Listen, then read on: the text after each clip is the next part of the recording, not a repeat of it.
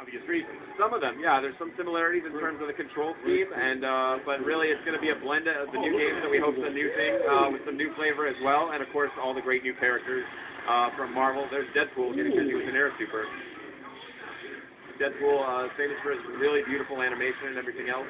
One of the other new things being shown off today here is level 3 supers, which have never been seen before.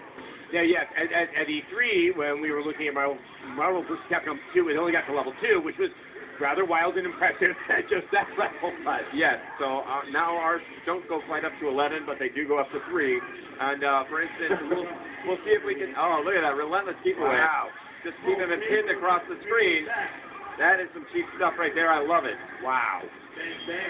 Karasa looks helpless. We'll see if we can find a way in here. But yes, the level 3 supers. The one my favorite is Deadpool's level 3. And once again, we're seeing that you can aim the beam. Is that difficult? Is it a very subtle movement of the stick? No, it's once you basically fired off the super, it's pretty easy to just aim it. Hold it in any direction, and you'll catch whoever's in your way. So I hope we have an opportunity to see Dante's level 3 super. That would be really amazing. I don't know if I want to spoil it. We'll see if we get towards the end. Maybe we'll find.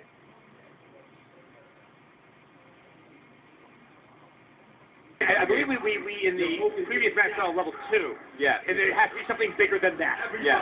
Oh, it's unbelievable. Oh, we'll see if we can send it directly out to people viewing today. Obviously, Deadpool, she has some good range attacks with the guns. Are you trying to strike a nice balance with all of the characters with close range and long range attacks? No, actually. So what we're doing is you do see some strong distance play. So Deadpool is actually quite dangerous up close.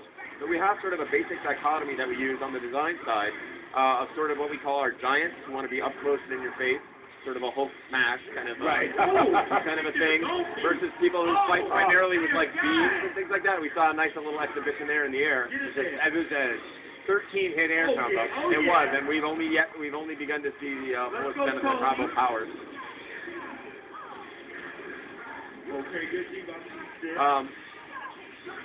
Boy, it's hard to tear myself away from the action. So much is happening up on screen. Yeah, so fast. Yeah, it's funny is that you and I also don't have some standardized terminology in terms of the move. That we're kind of making it up as we're going along. You hit the nail on the head, actually. Marvel 2 commentary, the action is so fast and furious in that game that what they're forced to do many times is use basically a series of shortcuts. So if you've heard phrases like, where's your curly mustache, Pringles, this kind of stuff, they're talking about very specific things in the game. To try and describe the action as quickly as it's happening, which is a challenge beyond us in some ways.